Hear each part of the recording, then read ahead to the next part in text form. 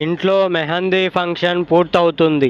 అందరూ సరదాగా మాట్లాడుకుంటూ ఉండగా రుద్ర మాత్రం ల్యాన్లో ఒంటరిగా అటూ ఇటూ తిరుగుతూ ఫోన్లో మాట్లాడుతుంటాడు. అదే సమయంలో వీరు తన మనుషులకు ఫోన్ చేసి ఒక పని అప్పగిస్తాడు.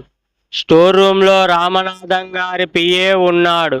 వాడిని ఎవరికీ కనిపించకుండా వెంటనే అక్కడి నుంచి తీసుకెళ్ళండి, వెనక డోర్ నుంచి తీసుకెళ్ళండి అని చెప్పి ఫోన్ పెట్టేస్తాడు. కానీ వీరుకి తెలియని విషయం ఏంటంటే అతను చేస్తున్న పని రుద్రకు తెలియకుండా ఉండదు. అప్పుడే రుద్రకు స్టోర్ రూమ్ వైపు నుంచి ఏదో శబ్దం వినిపిస్తుంది. అక్కడ ఏం శబ్దం వచ్చింది అని అనుకుంటూ రుద్ర నెమ్మదిగా స్టోర్ రూమ్లోకి వెళ్తాడు. అక్కడ చూసిన వెంటనే రుద్రకు అనుమానం వస్తుంది. ఒక మూలలో తాడు, పక్కనే ఒక జత చెప్పులు కనిపిస్తాయి. ఇక్కడ ఎవరో ఉన్నారు, కానీ ఇప్పుడు ఎక్కడికి వెళ్ళారు అని ఆలోచిస్తాడు రుద్ర. ఆ తాడు, చెప్పులను తీసుకొని వెంటనే హాలులోకి వస్తాడు. అక్కడ అందరూ ఉండగానే, పెద్దనాన్న, మన ఇంట్లోకి ఎవరో తెలియని వ్యక్తి వచ్చాడు. స్టోర్ రూమ్లో ఈ తాడు, చెప్పులు దొరికాయి. ఎవరో ఒకరిని అక్కడ కట్టేసినట్టు అనిపిస్తోంది. ఆ మాటలు వినగానే వీరు ముఖం మారిపోతుంది. అయ్యో, ఆ పిఏని తీసుకెళ్ళేటప్పుడు ఇవన్నీ అక్కడే వదిలేసి వచ్చారా అని లోపల భయపడతాడు. తన విషయం బయటపడితే పరిస్థితి ఏంటో వీరుకి బాగా తెలుసు. ఇషికా కూడా వీరు వైపు చూసి కంగారు పడుతుంది. అయితే గంగ మాత్రం వీరు మొహంలో వచ్చిన మార్పును గమనిస్తుంది. వీరు అన్నయ్య, నీకు ఏం తెలుసో నాకు తెలియదు, కానీ నీ మొహం చూస్తుంటే ఈ విషయం నీకు ముందే తెలిసినట్టుంది అని గంగ నేరుగా అడుగుతుంది. తర్వాత అసలు ఎవరు వచ్చారో సీసీటీవీ చూస్తే కదా తెలుస్తుంది అని అంటుంది. ఆ మాటతో రుద్ర వెంటనే సీసీటీవీ ఫుటేజ్ చెక్ చేస్తాడు. ఫుటేజ్లో గేట్ దగ్గర ఒక వ్యక్తి కనిపిస్తాడు. అతను ఇంట్లోకి వచ్చి జయ, ఇషికలతో కూడా మాట్లాడటం కనిపిస్తుంది.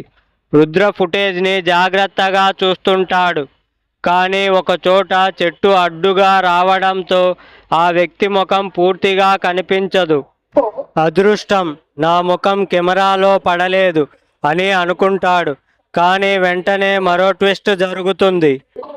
ఫుటేజ్లో ఆ వ్యక్తి ఒక్కసారిగా తల తిరిగి కింద పడిపోతాడు. అదే సమయంలో సీసీటీవీ ఫుటేజ్లో సమస్య వచ్చి స్క్రీన్ మొత్తం బ్లాంక్ అయిపోతుంది. రుద్రకి అనుమానం మరింత పెరుగుతుంది. అతను నేరుగా ఇషికా వైపు తిరిగి, అతను ఇక్కడికి ఎందుకు వచ్చాడు? చివరిగా అతనితో మాట్లాడింది నువ్వే కదా, నిజం చెప్పు అని అడుగుతాడు. ఇషికా కాసేపు తడబడుతుంది. తర్వాత అతనికి ఒక అడ్రస్ కావాలట, తెలియక ఇక్కడికి వచ్చాడు అంతే అని చెబుతుంది. అది విన్న గంగ వెంటనే, అడ్రస్ అడగడానికి వచ్చిన మనిషి నీతో అంత కోపంగా ఎందుకు మాట్లాడాడు అని ప్రశ్నిస్తుంది. ఇషికాకు ఏం చెప్పాలో అర్థం కాదు. అయినా ఏదో ఒక కథ చెప్పి తప్పించుకోవాలని చూస్తుంది. అతను ఎవరికో డబ్బులు ఇచ్చాడట, తిరిగి ఇవ్వడం లేదని కోపంగా వచ్చాడట. మాకు ఆ విషయం తెలియదని చెప్పి పంపించేశాను అని చెబుతుంది. గంగ ఇషికను లాగిపెట్టి ఒక్కటి కొడుతుంది. అప్పుడే సూర్య మధ్యలో కలగజేసుకొని, ఇషికా చెప్పింది నమ్మండి, ప్రతి విషయాన్ని అనుమానిస్తూ ఉంటే ఇంట్లో ఎవరూ ప్రశాంతంగా ఉండలేరు అని అంటాడు. దాంతో గంగ మౌనంగా ఉండిపోతుంది. కానీ గంగ మనసులో మాత్రం ఆ అనుమానం పోదు. అందరూ అక్కడి నుంచి వెళ్ళిపోయిన తర్వాత గంగ నేరుగా రుద్ర దగ్గరికి వస్తుంది. ఇషికా నిజం చెప్పలేదు అని గంగ చెబుతుంది. రుద్ర ప్రశాంతంగా నాకు తెలుసు అని అంటాడు. గంగ ఆశ్చర్యంగా చూస్తుంది. ఆ వ్యక్తి ఎవరో కూడా నాకు తెలుసు, అతను స్కెచ్ ఆర్టిస్ట్ రామనాథం గారి పిఏ అని రుద్ర చెప్పగానే గంగ షాక్ అవుతుంది. మరి అందరి ముందు ఎందుకు చెప్పలేదు అని అడుగుతుంది. అప్పుడు రుద్ర, ఇప్పుడే వీరుకి విషయం తెలిసిపోతే అతను జాగ్రత్త పడతాడు. రేపు అతను ఆ పిఏని కలవడానికి ఎక్కడైనా వెళ్తే నేను అతన్ని వెంబడిస్తాను. అసలు ఈ విషయం వెనుక ఎవరు ఉన్నారో అక్కడే తెలుసుకుంటాను అని చెబుతాడు. గంగ ముఖంలో ఒక్కసారిగా ఆనందం కనిపిస్తుంది. ఇక నిజం బయటపడబోతుంది అన్న నమ్మకం ఆమెకు వస్తుంది. మరుసటి రోజు ఉదయం గంగ బాక్సింగ్ అకాడమీకి ప్రాక్టీస్ కోసం వెళ్తుంది. అక్కడ జయ కూడా ఉంటుంది. జయ కావాలనే గంగను చిన్నచూపు చూస్తూ మాట్లాడుతుంది. నువ్వు బాక్సింగ్లో ఎంత చేసినా నన్ను దాటడం అంత ఈజీ కాదు అని అంటుంది. అది చూసిన విశ్వనాథం అక్కడికి వస్తారు. ఇద్దరి మధ్య గొడవ పెరగకముందే మీ ఇద్దరు నా స్టార్స్, మాటలతో కాదు మీ ఆటతో ఎవరు గొప్పో చూపించండి అని అంటారు. తర్వాత ఒక ఛాలెంజ్ పెడతారు.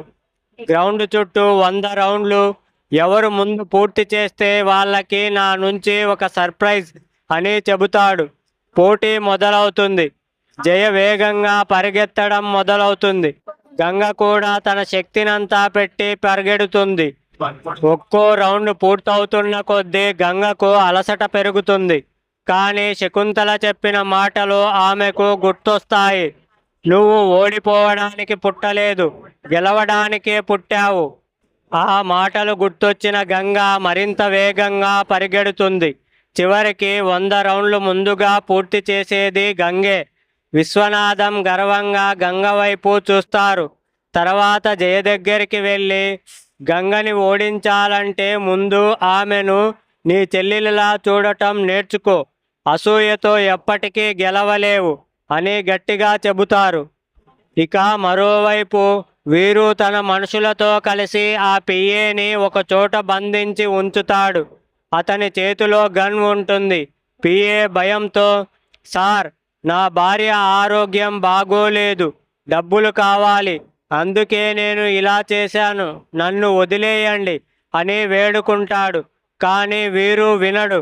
నువ్వు తెలిసిన విషయం బయటికి వెళ్ళకూడదు అని గన్ ఎత్తుతాడు. అంతలోనే అక్కడికి ఒక వ్యక్తి వస్తాడు. ముఖానికి మాస్క్. అతను ఒక్కసారిగా వీరు మనుషులపై దాడి చేస్తాడు.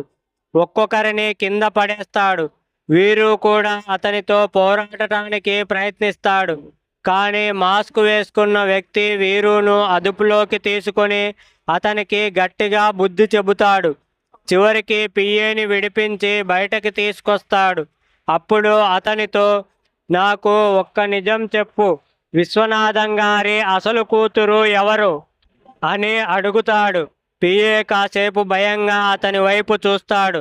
తర్వాత నెమ్మదిగా, విశ్వనాథం గారి కూతురు ఎవరో కాదు సార్, మీ భార్య గంగే అని చెబుతాడు. ఆ ఒక్క మాటతో రుద్ర షాక్ అవుతాడు. అతని కళ్ళ ముందు పాత సంఘటనలన్నీ తిరుగుతాయి. గతంలో జరిగిన విషయాలు, జాతకం గురించి విన్న మాటలు, గంగ గురించి తనకు వచ్చిన అనుమానాలు అన్నీ ఒక్కొక్కటిగా గుర్తొస్తాయి. అంటే ఇన్ని రోజులు నా భార్య విశ్వనాథం గారి కన్న కూతురా అని రుద్ర నమ్మలేకపోతాడు.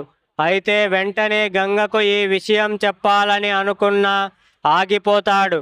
ఎందుకంటే గంగ ఇప్పుడు బాక్సింగ్లో గెలవాలని చాలా పట్టుదలగా ఉంది.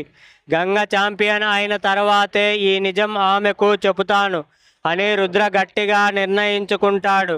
ఇక గంగ మాత్రం ఏమీ తెలియనట్టే తన బాక్సింగ్ ప్రాక్టీస్లో మునిగిపోతుంది. శకుంతల చెప్పిన మాటలు ఆమె చెవుల్లో మళ్ళీ మళ్ళీ వినిపిస్తాయి. నువ్వు ఛాంపియన్ అవ్వాలి. గంగ కళ్ళల్లో కోపం, పట్టుదల రెండూ కనిపిస్తాయి. నేను ఎలాగైనా ఛాంపియన్ అవుతాను అని తన మనసులో నిర్ణయించుకుంటుంది. కానీ గంగకు తెలియదు, తన జీవితాన్ని పూర్తిగా మార్చేసే నిజం ఇప్పటికే రుద్రకు తెలిసిపోయింది. ఆ నిజం గంగకు ఎప్పుడు తెలుస్తుంది? రుద్ర నిజం చెప్పేలోపే వీరు అసలు నిజాన్ని తెలుసుకుంటాడా? ఇవన్నీ నెక్స్ట్ ఎపిసోడ్లో చూద్దాం. వీడియో నచ్చితే లైక్ చేయండి. అలాగే మన ఛానల్ని సబ్స్క్రైబ్ చేసుకోండి.